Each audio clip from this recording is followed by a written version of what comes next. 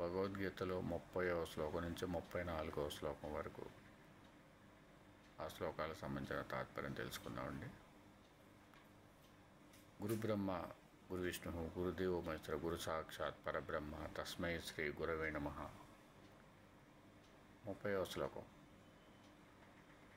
నచ శక్నోమ్యవాస్తాతుం భ్రమతీవ చ మే మనః నిమిత్తాని చ పశ్యామి విపరీతాని కేశవ. 30వ శ్లోకం నుంచి 31వ శ్లోకం వరకు తాత్పర్యం. కేశవ, నేనింక స్థిరంగా ఉండజాలకున్నాను. నా మనసు చంచలమగుచున్నట్లుగా ఉంది. అమంగళ సూచకాలైన అపశకునాలను నేను చూస్తున్నాను.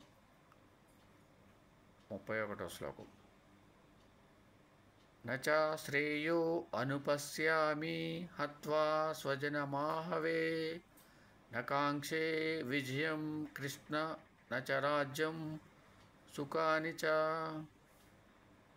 31 నుంచి 32 శ్లోకాల తాత్పర్యం అండి. కృష్ణ, యుద్ధంలో బంధువులను చంపడం వల్ల ఒరిగే శుభాన్ని గ్రహించలేకున్నాను. యుద్ధంలో జయాన్ని కానీ రాజ్య సుఖభోగాలు కానీ నేను కోరడం లేదు.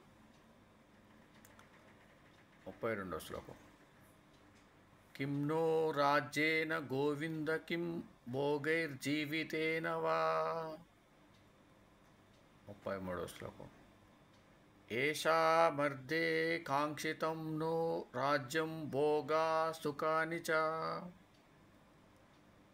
తైమే అవస్థితా యుద్ధే ప్రాణాం త్యక్త్వా ధనాని చ.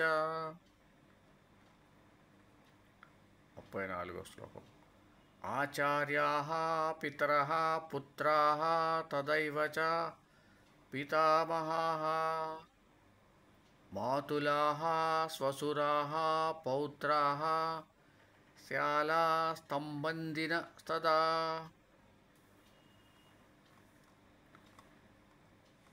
32 నుంచి 34 శ్లోకాల తాత్పర్యం అండి.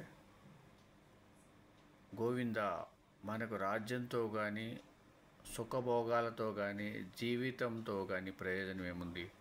ఎందుకంటే ఎవరి కోసం మనం రాజ్యాన్ని భోగాలను సుఖాలను ఆకాంక్షిస్తున్నామో ఆ గురువులు తండ్రులు పుత్రులు పితామహులు మేనమామలు మామలు మనుమలు బావలు ఇతర బంధువులు ధన ప్రాణాలపై ఆశను వదిలి ఈ యుద్ధానికి అరుదించారు.